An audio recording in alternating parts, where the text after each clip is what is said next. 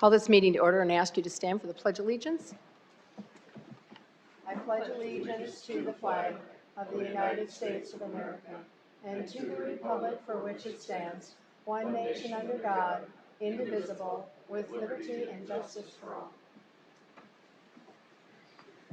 Good morning and welcome to July 5th, 2022 County Commission meeting. I would remind you to silence your cell phones. If you need a listening device, I'm not sure how that works in this building, but I would tell you to talk to Carol, who's sitting over this way.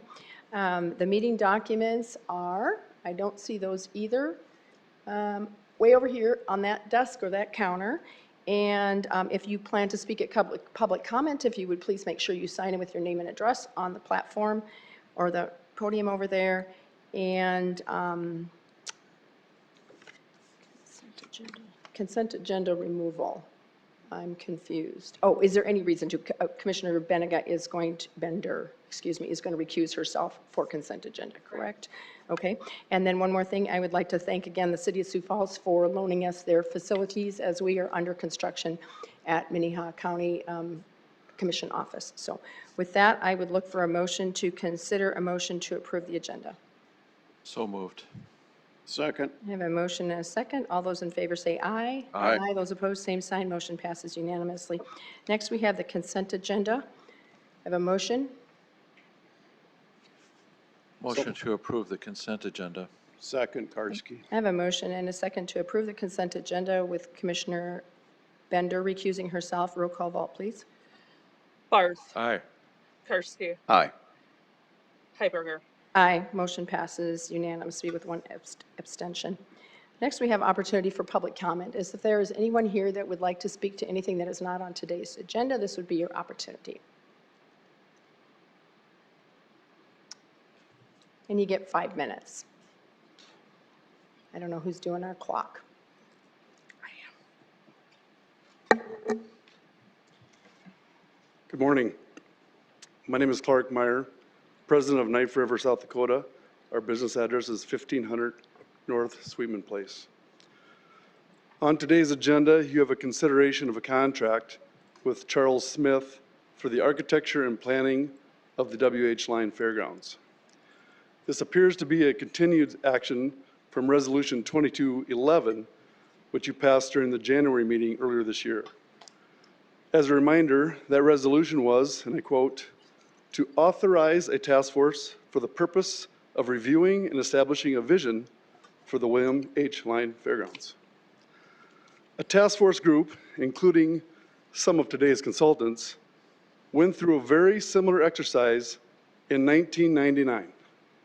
And they concluded that the fair needed $31 million in capital expenditures to upgrade the facilities. But they also had no solution for the source of those funds, and it also struggled to develop an operating business model that made the fair self-sustaining and no longer continually dependent on county subsidies as it is today. We have learned during this year's task force initial 2-day workshop, the group of selected volunteers were giving a very narrow and restricted scope in exploring all options and opportunities for the future of the fair. They have been directed that only solutions that include the fair remaining on the existing grounds will be explored and considered. The reasoning shared behind this directive was the county has reservations about their ability to sell the property.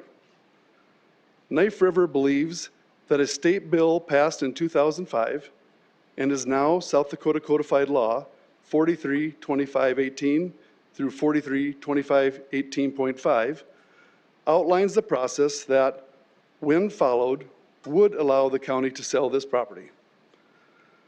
Knife River currently borders the fairgrounds on 3 sides, and those surrounding properties are an active mine. We believe that under the fairgrounds is a large deposit of high-quality construction aggregates. We have requested access to verify these reserves, but have been denied. I have recently sent all of you correspondence, of which I will paraphrase here. Knife River hereby offers Minnehaha County $65 million for the property known as the WH Line Fairgrounds. More details and conditions are spelled out in the memo you received. But just for a point of reference, an appraisal done in November of 2020 valued the property at $6.5 million. And the County Director of Equalization has the property listed at $6.9 million. This offer is intended to kickstart the conversation and have the task force study all options, including relocating the fair and leveraging the largest asset the county or the fairgrounds has, which is the aggregate reserves it allegedly sits on. Knife River is not only interested in saving the fair, we are passionate about creating a modern, state-of-the-art agritourism facilities with a long-term, fiscally responsible and sustainable plan that will benefit the entire Sioux Empire and yet continue the legacy of the Lyon family. I would summarize with this: we shouldn't settle for an easy out that leaves the job for someone else later. Thank you for your time. Is there anyone else who has a public comment at this point?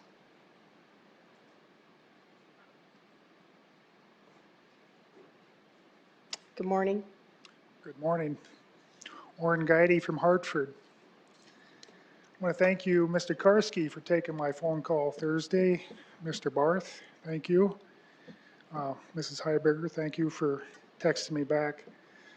I'm still wondering where we're at on this moratorium for the Summit pipeline. I've been paying real estate taxes since 1977, never been late, always paid in full. And I would sure like you folks to take into consideration my personal feelings toward my property, I guess. They want to go through a mile of my property to lay this hazardous pipeline. And I just don't think we're getting anything done here in this county. We're the largest county in South Dakota, but we're the last ones to get on board with setting some setbacks or some depth or something, so we got some protection when they want to come through with this. So, I don't know, I've been told, Mrs. Heiberg, that you kind of set the agenda, and it's not on the agenda, just kind of wondering if that's something coming in the future, or where your stance is on this. So, just a little upset that I pay my taxes and I got to come here. I should be at home doing some work, but I'm here to take care of my property because I don't see you folks standing up for me right now. Maybe down the line you will be, but right now I don't see it. So I thank you for your time. Thank you. Is there anyone else that wants to speak for public comment? Okay, not seeing any. We're going to move on to regular business. I'm going to start out before reading item number 10 and just let you know that when this was heard, I think about 2 or 3 weeks ago, I was out and I was sick. And now today, we scheduled this meeting with the thought that we would have 5 commissioners. We are again short 1 commissioner today. Commissioner Benega had a medical emergency up in Minneapolis that he was unable to attend today. It's not him, he's fine. And so with that, we will try to proceed and we will see where this agenda item goes. So item number 10 is consider a contract for professional services from Charles D. Smith, Architecture and Planning for analysis of the current and future needs of the, William H. Lyons Fairground. Carol Muller. Good morning, Carol. Good morning, Commissioners. Carol Muller, Commission Office. For your consideration is attached a proposed contract for the analysis of current and future needs of the fairgrounds.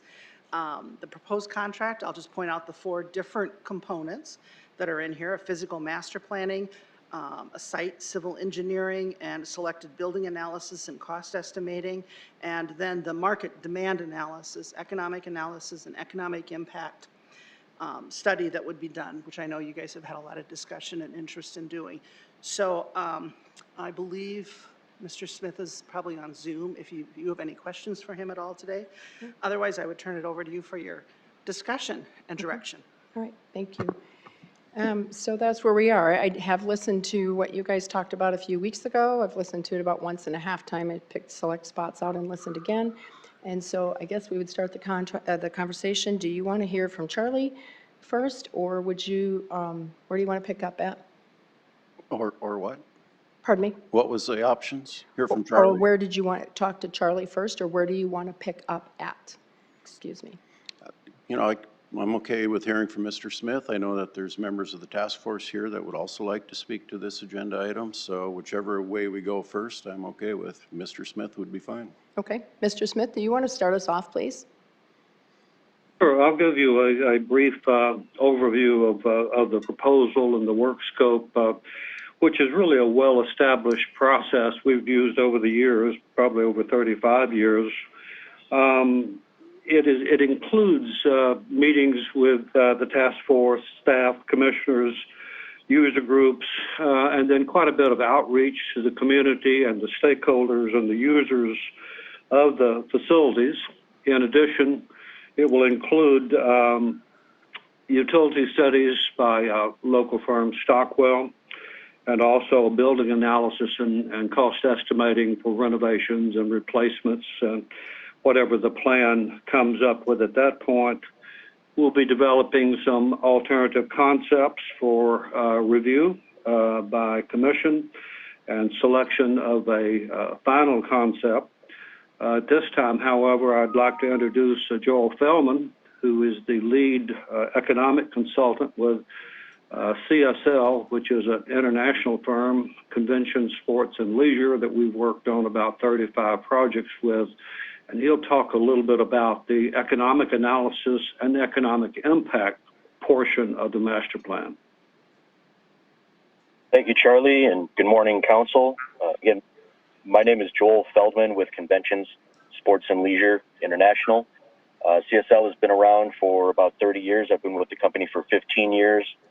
We specialize in working with communities that are looking to invest into some sort of a public assembly facility, work with the communities to understand the market opportunity and the demand for the type of facility that is considered. And I specialize in working with communities looking at fairgrounds and multi-purpose event facilities to understand the right type and space, the right amount of space, and understanding the utilization not only for the annual fair or large annual singular events, but the other 350 days out of the year in which the facility is operating, to make sure that it is providing the return on investment and the economic benefit intended for the community, as well as the quality of life and other enhancements for the community.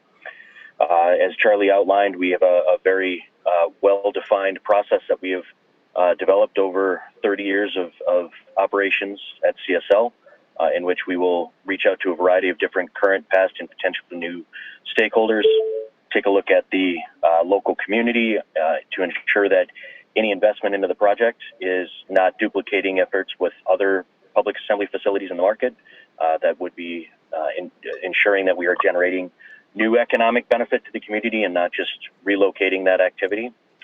Taking a look at similar venues throughout the country to learn important operational and event style lessons, and then reaching out to potential new user groups to understand from that standpoint what would be needed in order to be able to attract events throughout the year.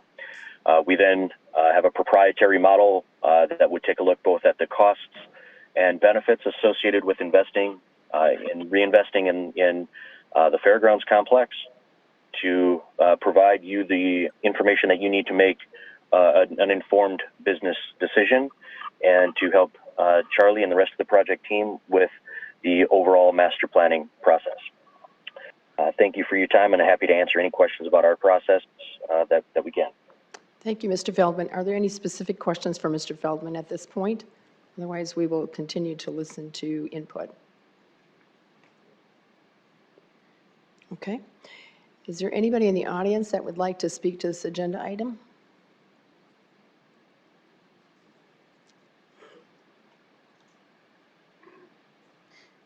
Good morning. I'm Bob Timian. I'm a task force member. My address is 2404 Carriage Court, Sioux Falls 57108. As we look at this, the item comes up about investing and reinvesting. The number this morning that I heard was 31 million from the study 20 years ago. In our 2 days that our task force has been together, that we've had a chance to meet, there's been discussions about new buildings that are there and don't have a cost estimate, but my guess is that we're talking somewhere in the neighborhood of $25 to $40 million as far as replacing some of the aging facilities that are there. And I think that it would be helpful for the task force to get guidance from you as to what your appetite is for expenditures. That I think we can come up with a great plan. I've got no doubt that Mr. Smith and his organization come up with it. But if we come back to you and say it's got a $40 million price tag, what is your appetite for that one? But if your appetite is more in the $4 million range, then I think we need to change how we look at things as to what is there and how it can go. And from that, from Mr. Meyer and his presentation on Knife River, that kind of changes my view as to what is there, that there may be more options. But I think even absent that, I would go back to it and say, what is the appetite for that? I was also involved on your capital needs task force, and I will extremely impressed with the work you did on that, looking at what was there for available cash, how it could work, what was needed, and everything else. An amazing job.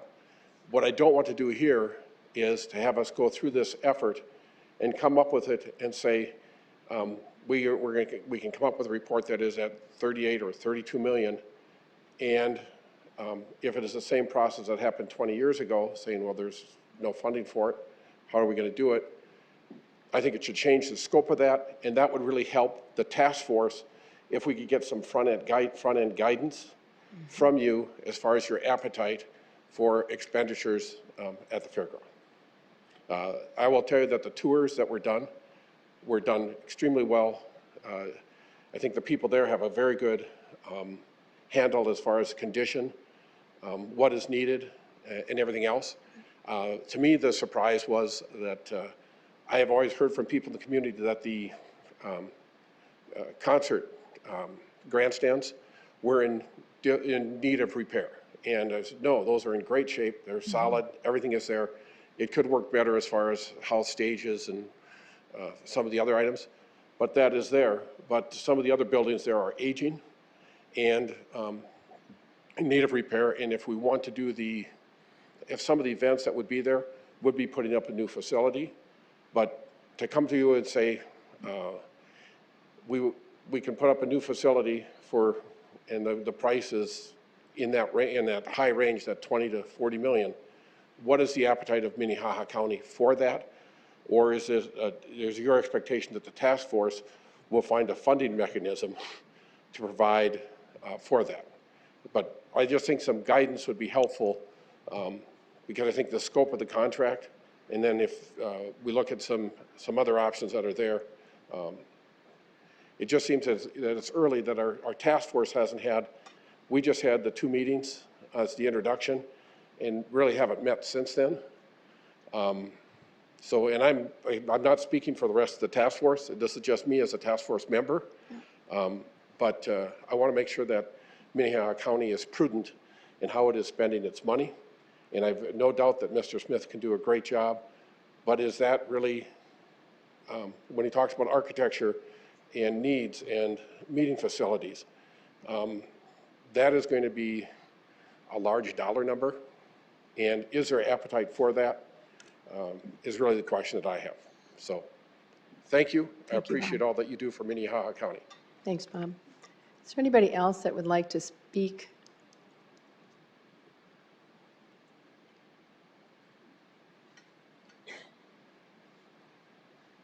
Morning. Good morning. I'm Craig Lloyd with Lloyd Companies in Sioux Falls, South Dakota. You know, I got here in 1972, and I think over the 50 years, I've heard the fair being brought up at least 10 to 12 times. And I've heard that we, as a county, we don't have money to put in the fair anymore, so the fair needs to be on its own. We don't know what's going to happen with the fair. And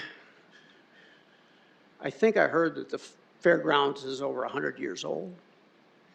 And our forefathers did a good job. But that fairground was out in the country then. And today it's become the center of the city. And when you got the center of the city, you have traffic problems that we haven't even started to address because we're growing. We're growing 7,000 to 8,000 people a year, and the state's growing. More and more people want to come to the Sioux Falls, to the fair. And I think to have a study and not to study the whole process and look into the future of Minnehaha County and that fair is a mistake. You should look at the Knife River proposal, what they're looking at, $65 million is a lot of money.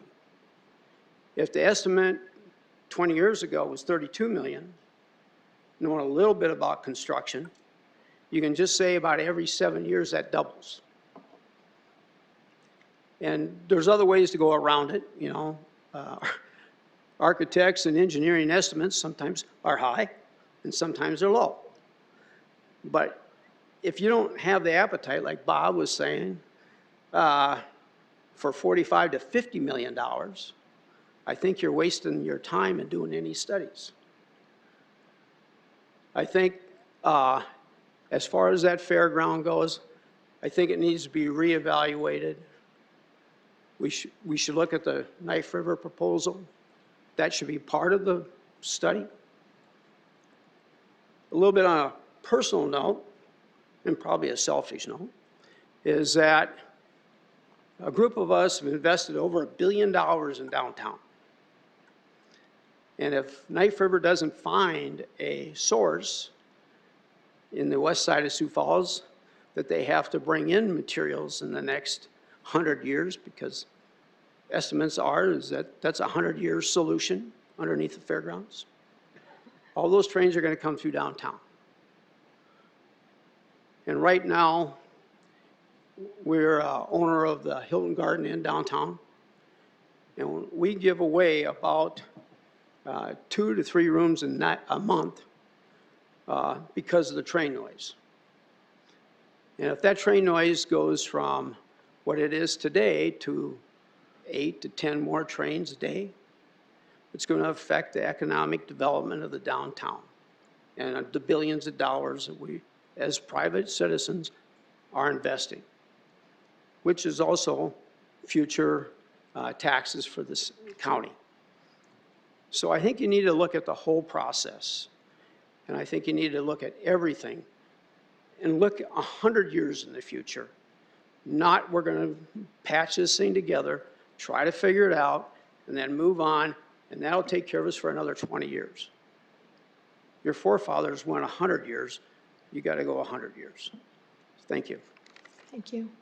Any more public comment on this subject?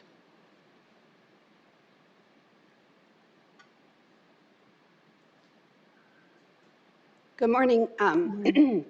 Leah Anderson. I live here in Sioux Falls. I'm representing, I didn't know I was going to speak on this today, so timing was great because I was here. And I represent a nonprofit, Rodeo Bible Camp. We've used the fairground facilities every year since, like 2004. 2 years ago, our fees increased by double. We used to pay about $7,000 a year for using the facility, and now it's $14,000. It's just about made it where we can't have camp anymore without doubling the fees for the kids to come. So, short thing here, I just want to encourage you to consider the offer from the gentleman from Knife River, because I agree, that's a lot of money that you're being offered for that property, and the fair could be relocated, the fairgrounds, and it would be very advantageous to the equestrian people that use the facility. I've been out there since 1996 showing horses and riding, so I think relocating is a great idea if the offer is considerable like it is. So thank you. Any additional comments on this agenda item? Okay. I don't see anybody else moving, so let's go to the commission and comments. Commissioner Bender? So I appreciate the people who are here today. Particularly appreciate the people who volunteered to be on the task force, especially people who volunteered multiple times. New facility, I'm sorry, user error there. Anyway, I really appreciate the folks that came today to speak on this topic, and appreciate particularly the folks that are serving on this task force. And I would take some ownership. I think that maybe we haven't been as clear about the role of the task force as maybe we could have been. And I would agree with Mr. Lloyd that this is a complicated issue that has been discussed multiple times because it's difficult. If it was easy, we would have taken care of it by now. And that was part of setting forth the task force, is to try to get some help on this. I would disagree fairly strongly with Mr. Myers about the ease that we have about selling this property. I think his company, which is a very large company, has spent lots of legal fees trying to create a clear legal path for the county to sell this property. And we do not have a clear legal path to sell this property. I think if anything is clear, is that that path is not clear. That was a gift. That land was a gift to the county, and that gift is very tightly constrained, and that the risk is if we sell that property, that property would go back to the heirs and the county would get nothing for it. And so there are very significant legal impediments, which is why it hasn't been done in the past. So people need to understand that. I think Mr. Myers made a very good tactical move by providing this offer at the last minute. They've been expressing lots and lots of interest in this property for a long time. They know. They've actually tried to do a master plan. They've tried to come up with another location, and they have recognized that it's not easy and it's very expensive.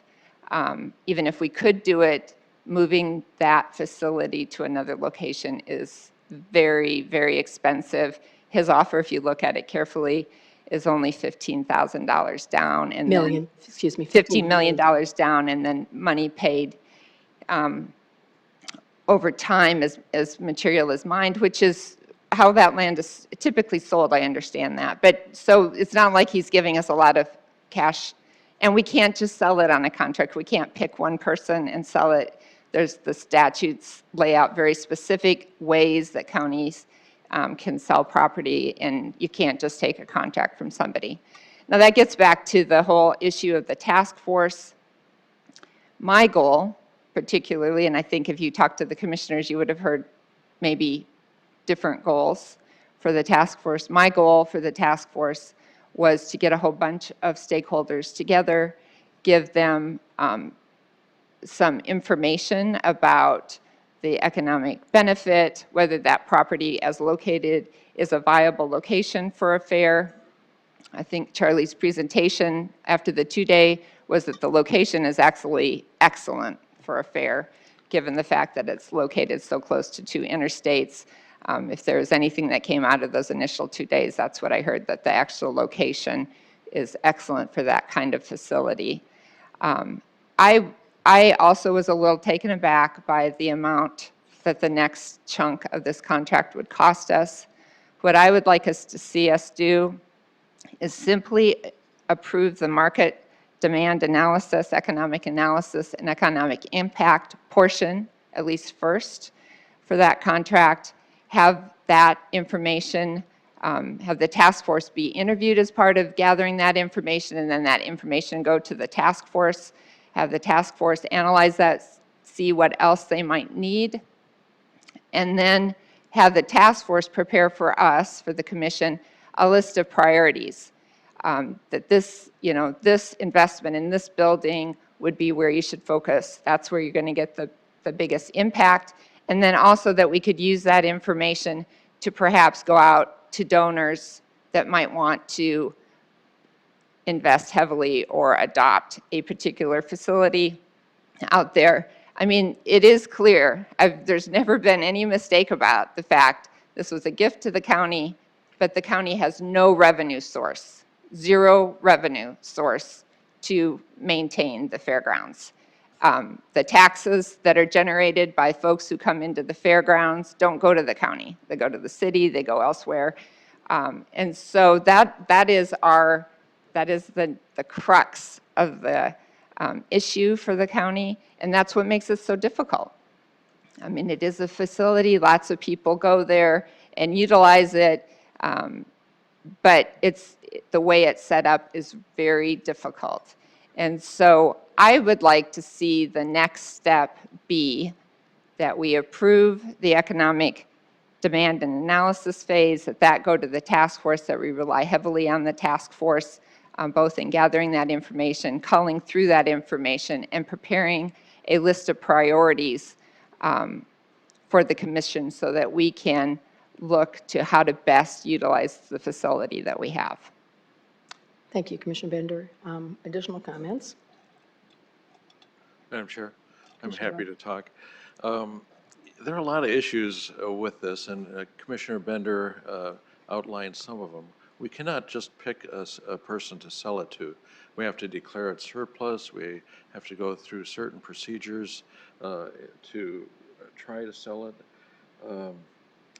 And all of that is very cumbersome. I don't favor selling the fair. I do favor us doing a better job with the task force to find out what alternatives there are. As long as I can remember, I've been lobbied on selling the fairgrounds. I remember having lunch with Pat Sweetman back in, I don't know, it must have been 2011 or something. And he pointed out that they could park their railroad cars blocking the streets of Sioux Falls at their whim. It's sort of, a threat. But we do need rock for building, and we do need progress on, Minneapolis built houses all over their aggregate deposits, and they have to import rock from distant places. Now, this isn't aggregate, but I just point out that it's a constant issue.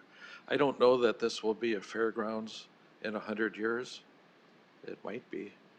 And I just want to make it a fairgrounds till I leave office. Jeff's leaving office in December. Commissioner Karski. Yeah, interesting conversation. I know it's been going on for literally decades now about the fairgrounds. If you ever want to bankrupt somebody, give them a white elephant, and to some extent, the fairgrounds is our white elephant because, as Commissioner Bender says, we have something we have to take care of, but we have no way of revenue source to do that. I do agree with Commissioner Bender that the complexity of the revisionary title and the deed on the property is cumbersome and complex, but it is something that probably needs to be looked at and put to bed because it has been discussed and we've heard about it. And it could go either way, and it's really going to truly be up to a court of law if we ever want to sell the property. I'm not here in favor of selling the fairgrounds. I'm not here against selling the fairgrounds. We did a resolution back in January that says that we want to have a task force that looks at the best, meet the needs of the community and the intent of the Lions gift. Winona Lyons is basically the T. Denny Sanford of the 1930s. She gave a lot to this community, and we have to respect her legacy and what she wanted. Now, would she want the fairgrounds to stay where it is if it could be moved and be a better legacy to what she wanted for her family? I don't know. She's not here to tell us that. But it's something that I think our task force could look at. Because we've asked them, and this is from the resolution, willing to invest time into the important strategic planning process related to the fairgrounds, including a review of existing facilities, financials, events, And the last word is opportunities. What are our opportunities? We do have an opportunity. I don't think that we can just say, well, we can't do that, because we know we might be able to. But we don't know that. The only one that can decide that is a court of law. So when we take a look at our opportunities, or what we ask the task force to do is look at the opportunities. We do have opportunities, and it's not just leaving things the way they are and building onto them. I'm also very happy that Commissioner Heiberger brought up the discussion of restricting the scope of the contract to the financial part of what we're looking at, the economic impact, and doing the study based on that, because that's what I was going to bring up. In fact, I had mentioned it to several people that I was going to do the same thing. So I think that would be the proper course to follow. Let's look at the economics. Let's give our task force more guidance.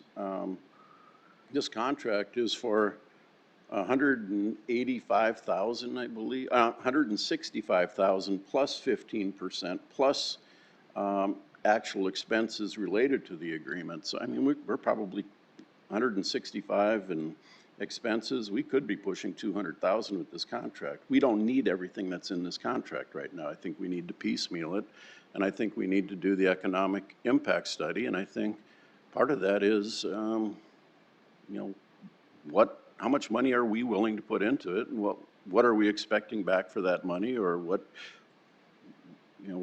would the taxpayers benefit for or from with this project? So, thank you. Did you want to have another comment, Commissioner Bender? I don't know that I necessarily have another comment. I mean, we've spent a lot of time talking about the resolution that we drafted, and there, words can be interpreted different ways. I think that the resolution specifically said that we seek to honor the wishes of Winona-Axtell Lions, and I do think that that is what we are all here to do. I think at this point, I'd be willing to make a motion. Can I make some comments? Oh, absolutely. I just wasn't sure if you had go an ahead. additional comment, and that, and I agree with what's been said up here. There's been a lot of good comments, and if you haven't read the resolution, parts of it have been read to you, and I would also jump on the part that Commissioner Karsig just read, a review of existing facilities, which they have done. Now it is time to look at those financials, events, and additional opportunities. And you're right. I think that there's different ways of interpreting what opportunities mean. In South Dakota Codified Law 6-13-1, since Clark had also mentioned about them, it says disposal of surplus. We need to determine that it is no longer necessary, useful, or suitable for the purpose that it was required. At this point, we haven't done that until we've done an economic study, a marketing study, and we were using our task force that we put in place. I don't feel like our task force has been ineffective. We've only had 2 meetings thus far, and it was the start, and they did go through the facilities. I also think it's a little interesting that the task force has been reaching out to everyone but the chairman. I haven't had one single phone call or one single person tell me they're really worried about this direction that it's going. I agree there's more that we need to do. There's still thoughts running around, and I think everybody up here has ideas about making sure that we're using that task force. That's why we put it together. It took us a lot of time to read those applications, and those people put those applications together because they're interested in what the fairgrounds is. The only way we can sell it is, one, as everybody said, there is a whole legal issue behind this. We are trying to make sure that we are honoring Mrs. Lyons' wishes. And there's a whole lot of things in those contracts about how we can't sell it. I would also say if it ever got to that point we could sell it, it has to either be a sealed bid, a realtor, or an auction. So Knife River's offer to us is really not worth the paper it's written on because we can't even consider it. Does it sound like a lot of money? Yeah, but I don't know that 65 million, which is, or 64, which is actually 15, is going to build us a new fairgrounds today. And still you come down to the question is, where's the money coming from? I think it comes back to, as Commissioner Bender, everybody said, we don't have the money in Minnehaha County to do a huge renovation of that property. But there are people in this community that believe in the fairgrounds, and they will figure out where it should be and how it should be built. got people telling us that they're willing to invest money if we come up with a decent plan. I don't think we're ready to look at a master plan yet because we haven't even figured out if it's feasible at this point. This needs to be a step-by-step procedure and figure out how to do it. I am in favor of doing an economic and marketing study. And the reason we put this all together is that we could look at all options. We're not even to the point that we would say, oh, do we need to look at a court case to see if this is even feasible to sell? We're not even close to that. We need to look and see what it is. The city of Sioux Falls and the surrounding communities benefit from that fairgrounds and the location is that. They're the ones that are getting the tax revenue, not us. We collect taxes out there on everything that happens, and it all turns over to the cities and the municipalities and the state, not us. We have tried to get that rectified and said, why can't we get some of that tax revenue for our fairs? Well, that's not the way it is. So I would say, I think we just need to move forward with a part of this contract. As you know, we don't have Commissioner Benega here, and I think that after we've got this part completed, we can go on and see if we need to go on to a next step. I think we will continue to work to how do we want our task force to be more involved, but they need to be extremely involved in this market analysis and this economic part. That is very important, and that is a part of our resolution. So now I'll be quiet because I could go on and on. Commissioner Bender. Well, I think we're all in agreement from what I heard that we think that the economic impact part of this is best. I think we're going to need to defer this then to give Mr. Smith an opportunity to revise the contract and just for just that part, which he has broken out as a cost at $65,000, and then we can bring it back for approval. Okay. And I would suggest that we don't set a specific date for bringing it back at this point, only because I'm on jury duty for this month, and I got excused today for this specific meeting and our budget hearings that are coming up. And so I would request we do not put a date on that for the conversation, and that we can work it around when all 5 of us will be here, and I won't be on jury duty. So if you would just make a motion to refer. I would make a motion to defer until we have an opportunity to review a revised contract that just provides the market demand analysis, economic analysis, and economic impact. Okay. Second, whatever she said. I have a motion and a second. Madam I think Chair, I would just make a comment that the rock isn't going anywhere. So we don't need to rush into doing anything. And I don't believe the fair is going anywhere either. So anyway, we can keep Let's get it right. Let's get it right one step at a time. I have a motion and a second. I'm not going to read it back. I think we should do a roll call vote, please. Bender. Aye. Barth. Aye. Karski. Aye. Heiberger. Aye. Motion passes unanimously. To be determined as a date. With that, we'll move on to item number 11, which is the primary election recap. Auditor Kite.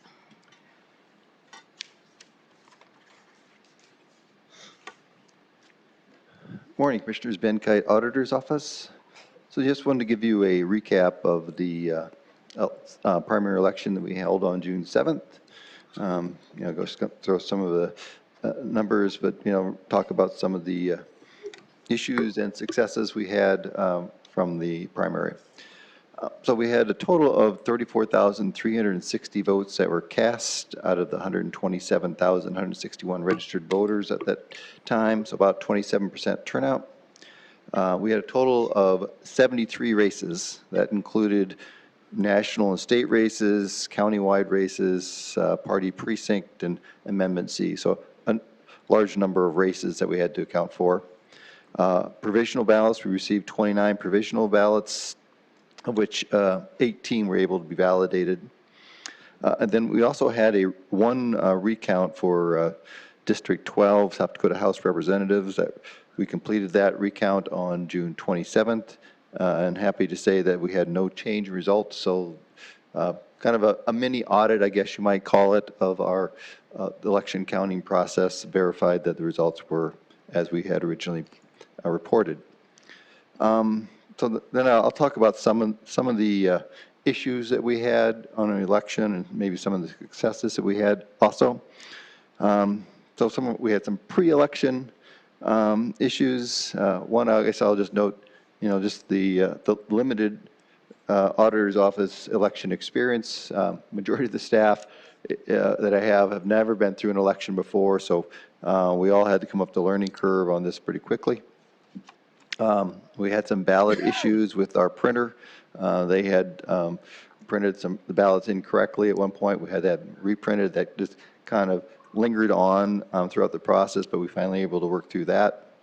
And then just the challenge of getting election workers, something that I wasn't familiar with, but, we had a number of election workers that had to fall out because of COVID or other illnesses, and then just, trying to get the number of election workers on election day. That was just a struggle. And then just, it seemed like on a daily basis throughout the primary period, there was always a challenge that was presented to us each day that we had to work through, and it was just an interesting process. And then on the election day, we did have a couple of issues I just note. We had some incorrect ballots that were given to voters. This occurred really in some of those precincts that included more of one legislative district. Minnehaha County has 19 precincts that include more than one legislative district. This is caused by the timing of the redistricting process. It really didn't allow the auditor's office to redraw the precinct boundaries to be consistent with new district lines. That created a challenge for us. Unfortunately, we just, the timing when that was released just didn't allow us to redraw those lines. During election worker training, we focused on the different ballot styles that would be available and how to identify and provide those correct ballots. Fortunately, even with that focused training, some of the workers gave the wrong ballots to some workers. We're going to focus on that in greater depth in the November election. Not all the precincts provided incorrect ballots. We were aware of 9 of the 19 that did hand out wrong ballots, but so about half of them were able to work that process correctly. And then it was just, that process is complicated in the primary when you have, a Democrat, a ballot, a Republican ballot, and a nonpartisan ballot. So that just created another level of complexity. But, just in general, the auditor's office understands the importance of every vote, and we really feel badly that even one voter may have been given the incorrect ballot. We've identified possible changes for training and processes for the next election to mitigate the issue from repeating itself. And then we did have a situation in that we ran out of, we ran low, at least on some ballots. We had to replenish ballots in 3 different precincts on election day. We planned for, when we order our ballots, we plan for a turnout of 20 to 30% greater than a normal primary turnout. We order ballots based on previous turnout percentages at specific precincts. So like I said, I had 3 precincts that I had to replenish ballots. Valley Springs precinct was the most challenging with a higher than planned turnout. It got, for whatever reason, it had just a much higher turnout than we would expect. Tried to get ballots out there as soon as we could. Some voters had to wait for ballots, but try to mitigate those situations in the future. The auditor's office obviously will order ballots expecting a much higher turnout in November, and just make sure that we don't have that shortage again. We did have some successes, I thought, on the in the primary. Some of the changes that we made. One of them I call out is, we delivered our election equipment to the polling locations the day before the election. This enhancement involved the use of county highway staff delivering polling locations outside the city limits, and rental of some vans to use to deliver polling locations within the city limits that were staffed primarily with the equalization department employees. The use of the county staff resulted in a much more productive delivery versus the previous method. So So we have to, I guess, just kind of explain on that. So we have to deliver all these supplies out to the precincts, right? And before, the previous process was they started about a month before, and they would start delivering things like the express voting machines and other supplies. The precincts really didn't appreciate having to hold on to that election equipment for that long. So I kind of worked, kind of saw how the city had done theirs and kind of leveraged that process, worked with our highway department, and we were able to get that election material delivered the day before, which the precinct locations really appreciate, and then we just pick them up the day after the election. That was, I thought, a success, especially using the county staff, which was very good. Another change we made was regarding absentee ballot signatures. So we have to verify the signatures of the day, or when they come in. State statute allows us to verify those signatures when they're received in the auditor's office. I think previously they wait for election day to verify those signatures. This change allowed for the counting of the absentee ballots to begin early in the day, so it kind of sped up that ability to count those absentee ballots. And I got a lot of positive comments from people who worked the absentee ballot process that thought that was a big improvement. I think, I mentioned earlier we had a lack of experience in our auditor's office, but at the same time, I think one of my successes I would count a lot is just auditor staff ability to understand the election process. They really dug into it and worked hard to make sure they understood what the process, how it worked. We used, additional part-time staff to handle the increased in-person volumes and voter registrations. I think that was, we were pretty aggressive in making sure we had staff there. We made a change to how we printed ballots. Before, we would print ballots by style versus by precinct. We start printing them by precinct, and I think that allowed us to better manage the ballots. And then, we used the commission chambers for tabulating the votes. This allowed for a controlled space and while allowing public viewing of the process. I think that just worked out very well, so I appreciate the commission's flexibility in allowing us to use that space. I think that was a big win. And then we used the other space on the second floor of the admin building for the absentee ballots. I think, in past years, absentee ballot might have been taking place in the auditor's office with just the number of people we have voting absentee anymore. We just need a dedicated space. That space worked out very well, and I think the citizens were better served by that. So that's kind of a summary of the primary election. Had some wins, had some losses, but hopefully we're better prepared for our November general election. Do you have any questions? Thanks, Ben. Any questions for Ben? Commissioner Karski? Ben, thank you for what you've done for the auditor's office. Big thank you to the people that work on election day. You can't get it done without them. Going back to the work that you've done, I have a degree in logistics management, and I just understand all the different plates you have spinning and all the things you got going on, and you're doing it under the microscope of everybody looking over your shoulder. I think you did a fantastic job. Going back to the workers, how many people do you have to recruit to work that one day? We have to organize somewhere getting close to about 400 different workers. Yeah. How do you find these people? A lot of it is from the list of people who've worked before and word of mouth, some advertising. But yeah, it's a lot of phone calls, right? And just filling in holes. Okay. Yeah.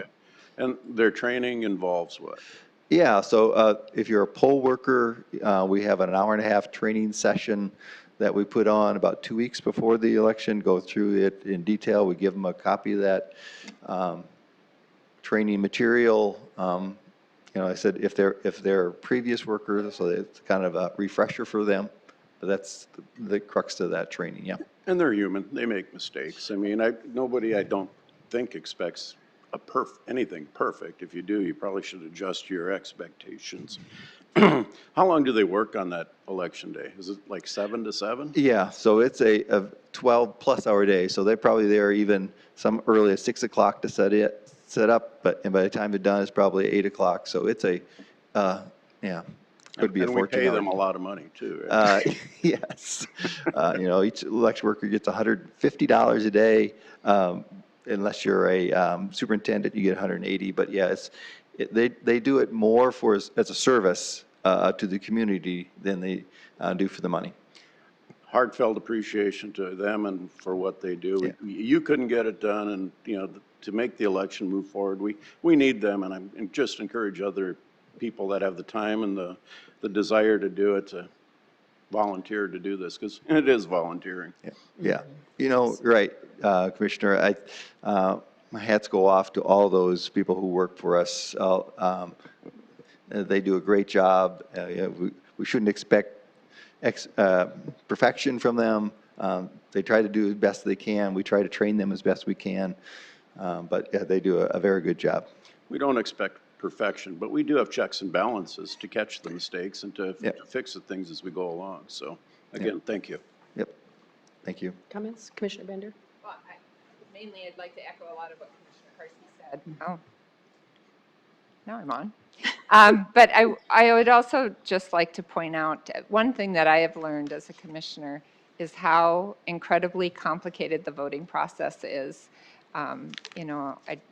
I think I was kind of an average citizen that just kind of like when I put my luggage on a plane, I don't really know how it gets to me when I get to the other end. I'm just glad it does. And I didn't really understand how complex a process it is and how many, as you said, how many volunteers are involved. And it only happens infrequently. So, a new restaurant opens, they have a soft opening, they get, a few days to work out the kinks and train their staff. We have to bring these people on, have to give them some training, and then they have a much more complicated task than it appears to the average eye to run through. And it's difficult on a long day like that for people to concentrate. I understand all of that. What was particularly encouraging to me from your report is that you critically looked at the process, you recognized that not everything was done perfectly, and you tried to spend some time thinking and improving processes so how it can be done better the next time. Mm-hmm. And I found that particularly encouraging. So I do want to thank all the folks that work that day, thank all the county staff and that were able to flex their regular schedules and work collaboratively with you to try to improve the process. So thank you. Commissioner Barth, any comments?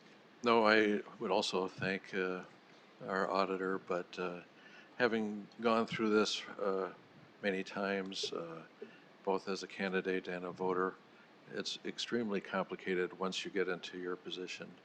And your predecessor had major problems, and there's always been something. We can use a lot of help to improve the process, but that's just like improving ourselves. That's something that will never end. We have to keep working on it. I just have a couple. Sorry. Thank you. You mentioned the staffing hours that the people who were getting paid, the volunteers, but getting paid. Let's talk about our own staff, because our own staff didn't go home at 8 o'clock. They went home at maybe 2 in the morning. Yeah, close to 2 o'clock in the morning, right, pretending to get done, yes. Yes, and so our own staff put in way more than 10 hours. And I also say that, and this is not pointing fingers at anyone, but any errors that were made, which were minimal, were human errors, people who were tired or people who just missed something. And those errors were caught by our counting machines that said something is off. And you were diligent to figure out where those mistakes were and correct those mistakes quickly. Also, to echo my fellow commissioners, is that we do need help. Just like being on jury duty, although you can be called on jury duty, you don't get paid much. You don't get paid much to do this. This is a public service. The money you get is just kind of a gratuity for thanks for helping us out. We need people to help with our elections. If you want quick, safe, and effective elections, you need to come and help us too. So our staff is amazing. Most of them were fairly new in this process too. So thank you, Ben. You did an amazing job, and we look forward to another amazing November election. So thanks. Thank you.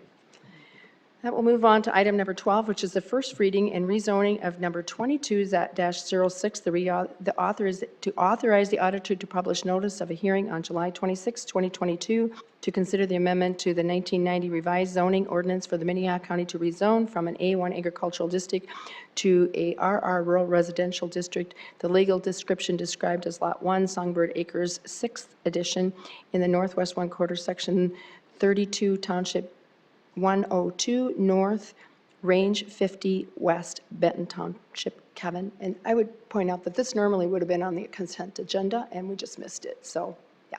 Okay. Well, good morning. I'm Kevin Hookman from the Planning Department. Yes, this is a first reading.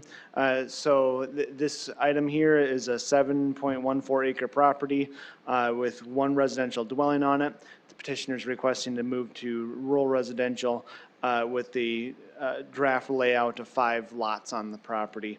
The Planning Commission heard this item on June 27th and recommended denial of the rezoning request, but it still would go to you for the final decision.